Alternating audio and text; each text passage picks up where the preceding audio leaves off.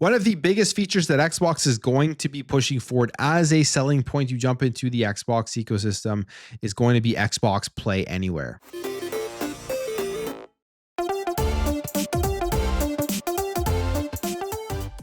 So we saw this week one of the biggest things right now that everybody is talking about when it comes to Xbox. There's a lot of banter back and forth. People are angry, people are happy, people are excited. I don't see why there should be anger about this, because to me, this is just reducing barriers for gamers. And at the end of the day, it is better for gamers. And that is Xbox adding in PC launchers to their Xbox app, which will more than likely translate to the Xbox console. So you're going to have the ability to play everything that you own on PC, on Xbox, and even PlayStation games into the next generation on your console, on your handheld, on your PC, in the cloud, all that stuff. That just sounds phenomenal to me as a consumer and as a gamer, but some people are angry about it for some reason.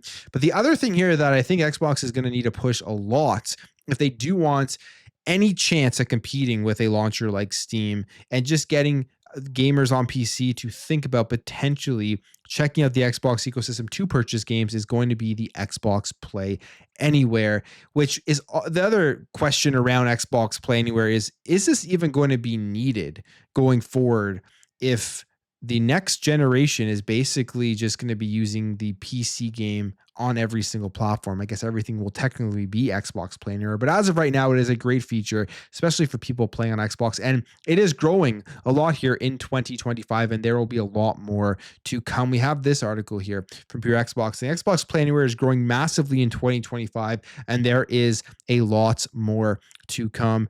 Specifically, they say this here when it comes to Xbox Play Anywhere. With over 1,000 games now supporting Xbox Play Anywhere, players can seamlessly switch between PC, Xbox console, and supported handhelds at no additional cost, bringing even more value to Xbox players.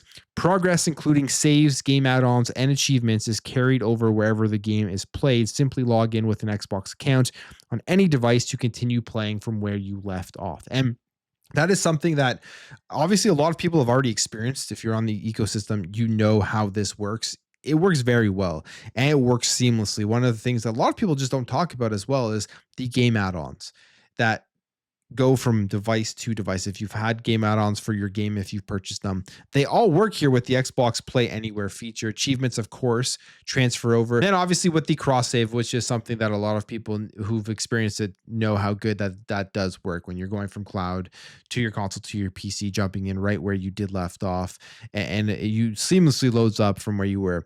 But one of the things that Xbox Play Anywhere is sort of needing to improve on, and I think it will, is getting more publishers and getting more developers to utilize this feature, because you're seeing some big ones use it, like Square Enix.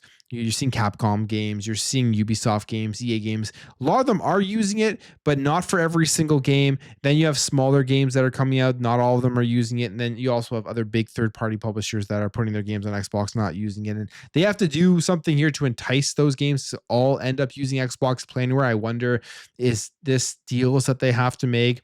Because if you are a publisher and a developer, you obviously ask the question that if you do use this feature, are you losing out on sales from people that potentially would double dip to try it out on different platforms and different systems, especially if they have a PC and a console and they kind of want to see the comparisons between them? There are some people that absolutely will do that. So with Xbox Play Anywhere, you could be potentially losing out on sales, but they are adding games to this. Over 100 games in 2025 have actually been added here already. And here are the games that have been confirmed. They say 100 plus games have been released with this feature so far in 2025. In May, these games came into the Xbox Play Anywhere collection. So these are extra ones that have been added on top of obviously the 100 plus games that have dropped into the service itself.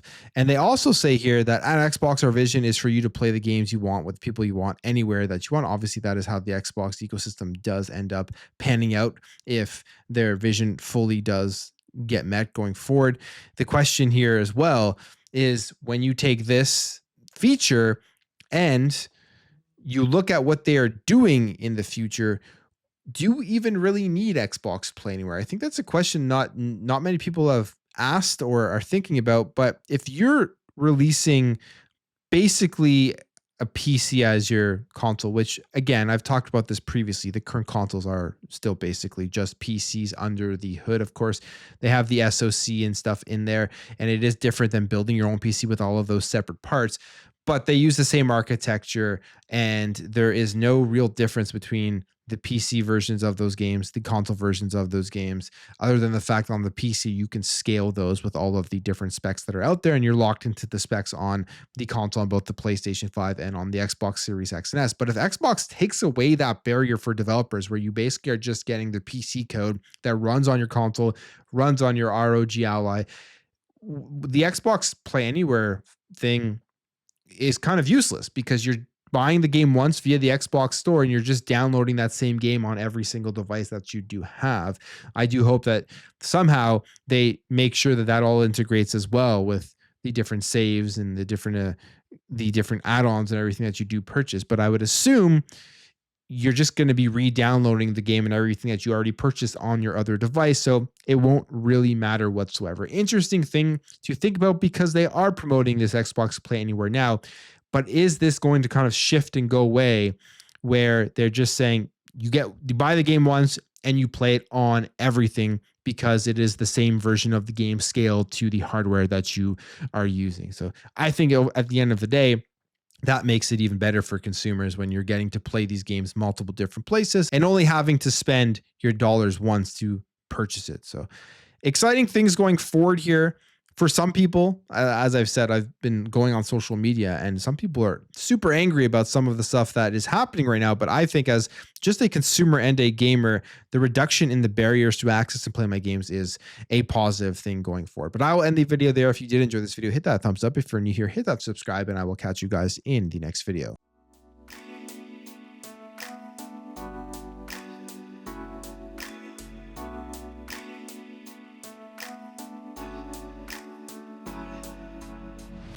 Bye.